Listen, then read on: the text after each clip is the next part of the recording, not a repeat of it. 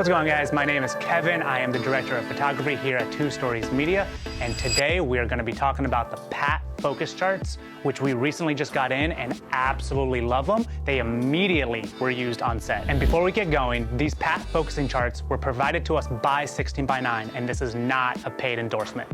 Let's get into it. So the ones that we have here is the linear micro chart, focus sharpness micro, the circular micro, and the linear focus number 2. And what's nice about these charts is they can be used for cameras up to 8K, which with how cameras are going nowadays, that's immensely helpful. You don't want to be buying a camera that's 4K right now, or have a camera that's 4K right now, and then buy something that's 6 or 8K, and the charts aren't useful anymore. That kind of defeats the purpose. These are the type of items that you want to have, and they're evergreen in your kit. So what you'll notice is they are magnetic and, quite frankly, really easy to move around and bring on set. So we have these in just a very simple little container, goes in our kit. They're travel size. They are made of really nice quality. Honestly, the best part is the fact that they're fully magnetic on the back. We also have the pocket kit, which you'll see 2 of them right here on the front. They come in this really nice, handy little container, and they are bend proof. So what you get is something to get white off of, exposure, and then you have a focus and a circular. We actually used this on a job with Tampa International Airport recently, where we were in the field. We were using the DZO primes, the Vespids, and it was so bright outside that we honestly thought one of our shots was out of focus. It wasn't, don't worry. We pulled this out, stuck it to the side of a car, caught focus on the focus chart right there, just to make sure that something wasn't wrong with not only our camera, the sensor, the lens, and quite frankly, it was just our eyes deceiving us. The other option it could have been was the monitor. So, you never know if your monitor is starting to get a little soft on you or fade on you.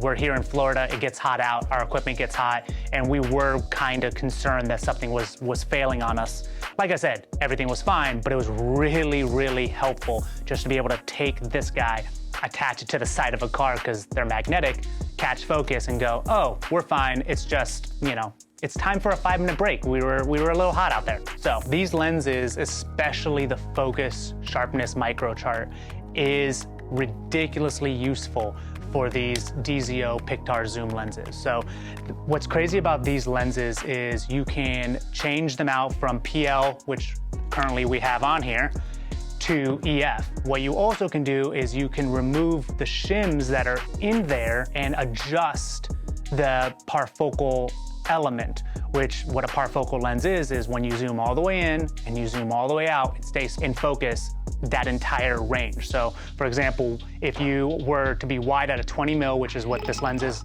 right now, and zoom all the way in to 55, it will stay in focus as long as you're in focus at the first point. It just holds the entire range.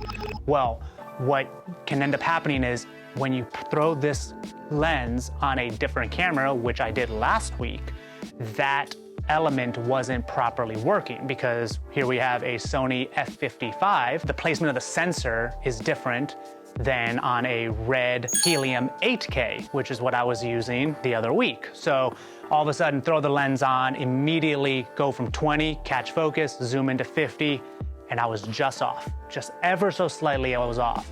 And knew that I needed to make an adjustment, so I opened that guy up, which I'll show you how to do here in a minute as well. I had to add the smallest measurement shims in there. Easy solution, put it back. I threw this guy up because I was in the field with the pocket, but if I were in the studio, I'd have the larger one. Catch focus, zoom in, catch focus again, make sure everything's good to go, and you're back up and running. Honestly, it took me 5 minutes to open up the back element, add that one shim, put it back in, reattach, catch focus on both ends, double check myself, and I was up and running. I've had to open it up a second time because maybe I needed to add a second or remove a shim, because if you realize you're going the wrong direction, you gotta take one out. But it's quite frankly really easy, and that's how useful these charts can be.